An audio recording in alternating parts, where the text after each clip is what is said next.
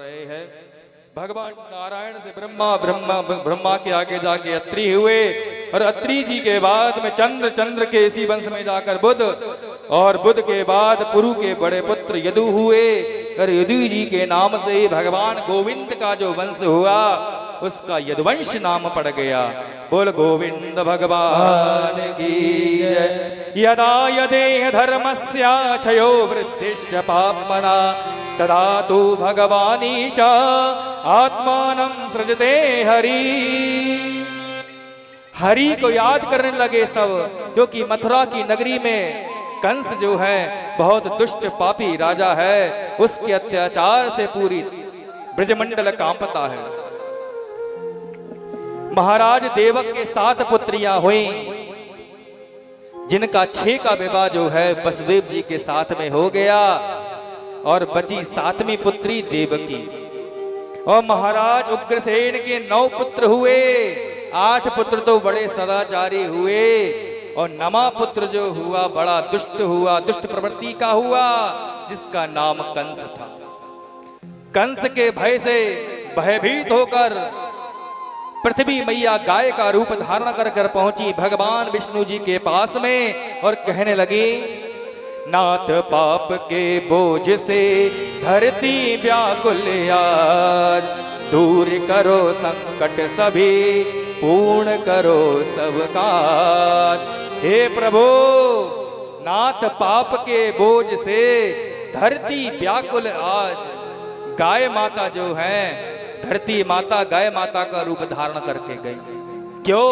संसार के दुख को देखकर बड़ी दुखित होती है गाय माता। गाय माता गई और भगवान से पुकार लगा दी। तभी तो गाय माता सर्वत्र पूजनीय है, जिनमें 33 करोड़ देवताओं का वास होता है।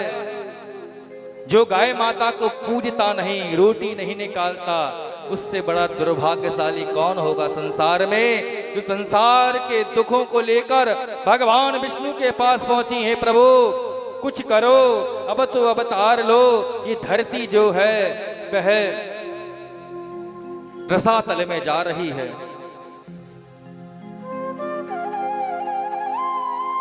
जब जब होई धर्म की हानि और बाढ़ी असुर महाअभिमानी, और तब तब धरी प्रभु विविध शरीरा, हरहि कृपा निधि सज्जन पीड़ा। उन सज्जन लोगों की पीड़ाओं को दूर करने के लिए, संतों को दया दिखाने के लिए और संपूर्ण संसार को प्रसन्न करने के लिए और दुष्टों का दमन करने के लिए भगवान ने कहा, अरे पृथ्वी तुम बिल्कुल चिंता ना करो, हम ही नहीं हर देवता किसी ना किसी रूप में ब्रजमंडल में अवतार लेगा, तुम तनिक भी चिंता ना करो। पृथ्वी मैया जो है वो पृथ्वी लोक पर आ गई और देखते ही देखते एक बार की बात है, कंस ने मन में विचार किया, पूरी धरती पर हमारी छवि जो है बड़ी धूमिल हो रही है। राज्यसभा में गए कंस, देखा क्या, अपने पिता को जब देखा गद्दी पर, मन में विचार किया, बुढ़ापा आ गया तुम्हारे लिए, लेकिन गद्दी का मोह नहीं छोड़ पा रहे हो। महाराज उग्रसेन जानते थे ये पापी है, पापी को तो गद्दी देने का मतलब है सब जगह पापाचार फैला देना। बहुत समझाया कंस के लिए, लेकिन कंस नहीं माना। कंस आया, पिताजी के मुकुट को लिया, अपने हाथों से अपने सिर पे रख लिया, कहने लगा, उग्रसेन तुम्हारा स्थान अब गद्दी पे नहीं है, जेल खाने में, कारागृह में है, जाओ। सैनिकों से कहा, सैनिकों आज से मैं तुम्हारा राजा हूं और इस उग्रसेन के लिए कारागृह में बंद कर।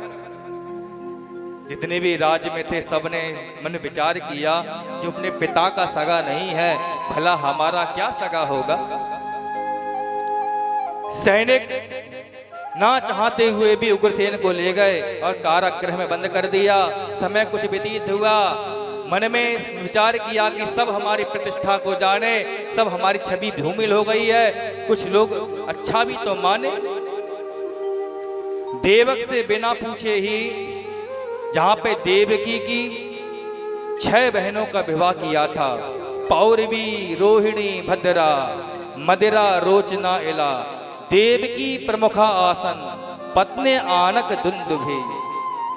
सातवीं पुत्री देवकी का विवाह भी वसुदेव जी से तय कर दिया। सुंदर मुहूर्त में विवाह हुआ और विवाह जैसे हुआ जैसे ही वैसे ही क्या किया कंस ने, रथ में खुद घोड़ों की लगाम को पकड़ लिया। कह दिया कि देखो आज मैं अपनी बहन के लिए ससुराल में मैं ही छोड़कर आऊंगा। घोड़ों की लगाम को पकड़ लिया। देवताओं ने कहा कितना बड़ा आडंबरी है, पापाचार कर रहा है ये तो, लोगों को अच्छा बनने का नाटक कर रहा है।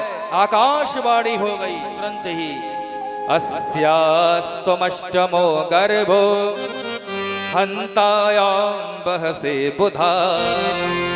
हे कंस, तुम जिस बहन को छोड़ने जा रहे हो उसकी 8वीं संतान तुम्हारा काल होगी। इतना जब सुना, जो रस्सी घोड़ों की पकड़ी थी लगाम उसको छोड़ दिया और रथ में आया और अपनी बहन के बालों को पकड़ लिया। रथ से नीचे खचेड़ कर लेकर आया, अपनी तलवार को लिया और देवकी के गले पे रख दिया।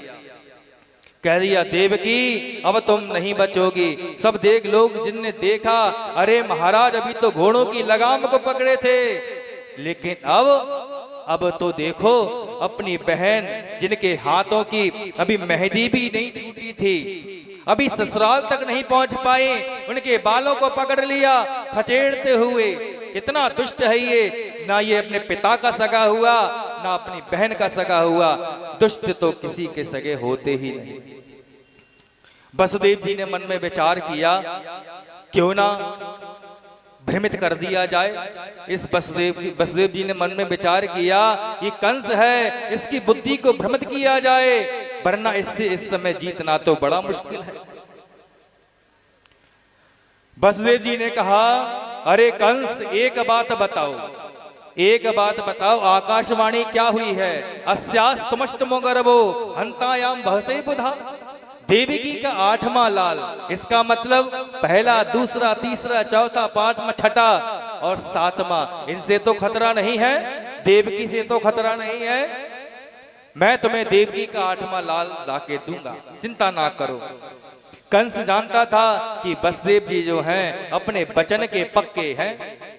तलवार को गले से हटाया, अपनी म्यान में रख दिया और देवकी वसुदेव जी के लिए उनके स्थान पर पहुंचा दिया।